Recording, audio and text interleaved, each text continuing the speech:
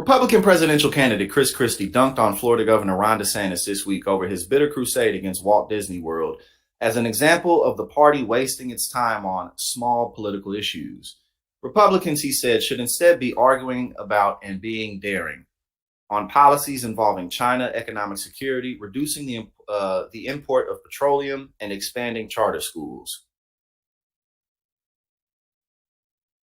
Well, I mean, and that's another thing too. Like, I think Chris Christie, despite the fact that he was like literally the most unpopular governor in the entire country, and he's basically said, you only really got to be liked when you're running for office, but after that, it doesn't matter.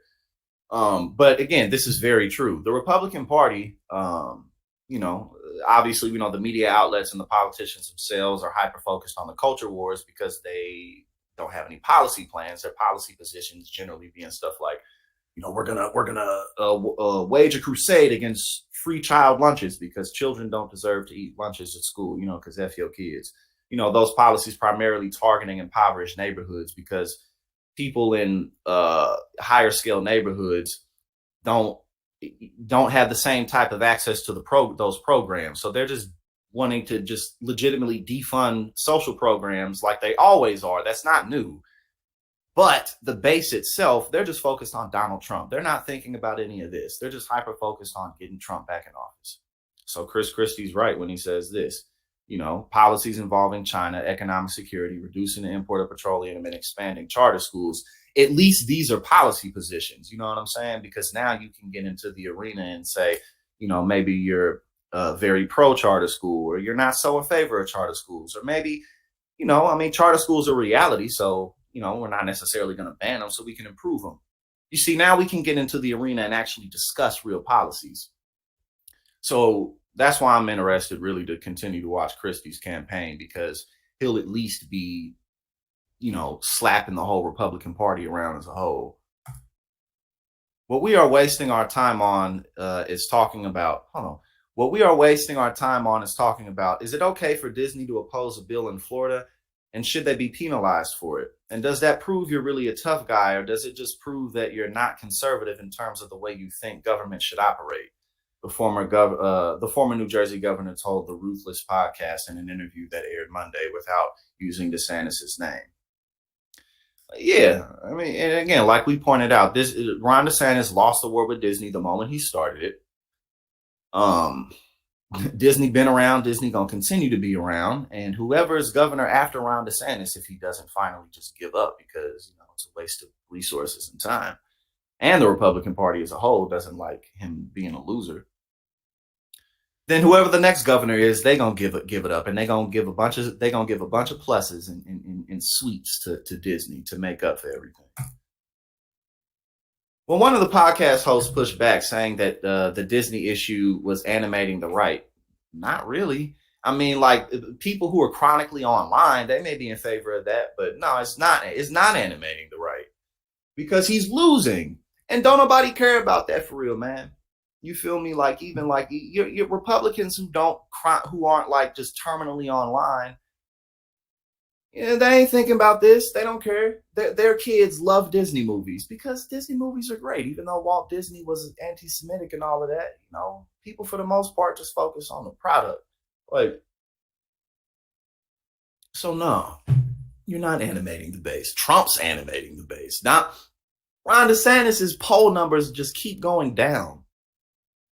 I just don't think it's big. I think that it's important, but it's not going to change the course of the country. Okay, he said he had to throw that it's important in there, just to make sure that that terminally online right-wing base doesn't get too mad at him. But he knows that this isn't important. He knows that. Many of the policies Republicans are focusing on can be reversed when someone comes in with a different political philosophy. They should instead focus on permanent, sustainable, systemic change, he said. At least we talking about issues. We should pay attention to it. We should be talking about it, but it's not what we should take a stake of presidency on. Chris Christie, in my opinion, I mean, again, he was governor, and people really didn't like him. But I think that he would definitely be a good advisor of some kind because he's not a dumb dude. I mean, he's not necessarily that much. I mean, he's kind of like a corporate robot in a lot of ways, but he's not a stupid man. You feel me? Like he is and will continue to be an effective advisor. But the reality is that the Republican Party, they're going to continue to crash and burn if they can't at least get back to the stuff that Christie's pointing out here.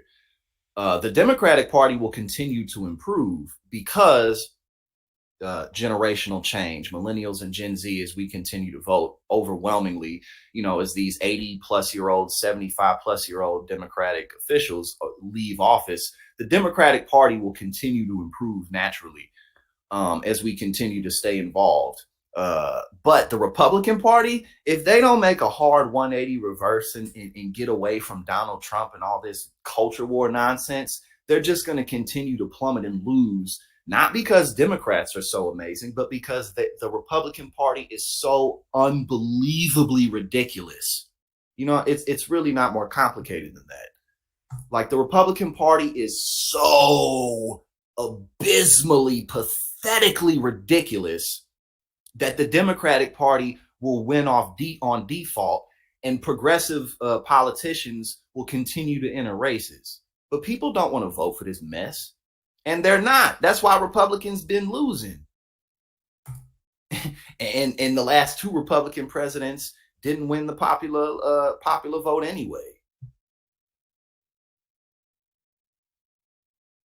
Christie isn't the first 2024 candidate to criticize DeSantis' fight with Walt Disney World, which started in 2021 when executives pledged to lobby for the repeal of a law that severely limits when and how LGBTQ plus topics can be taught in Florida public schools.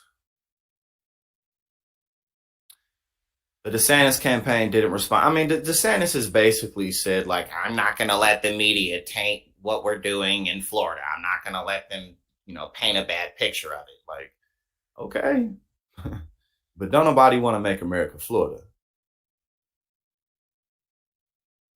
Okay, so that's pretty much it in terms of that right there, what Christie said. But yeah, I mean, these people are so ridiculous.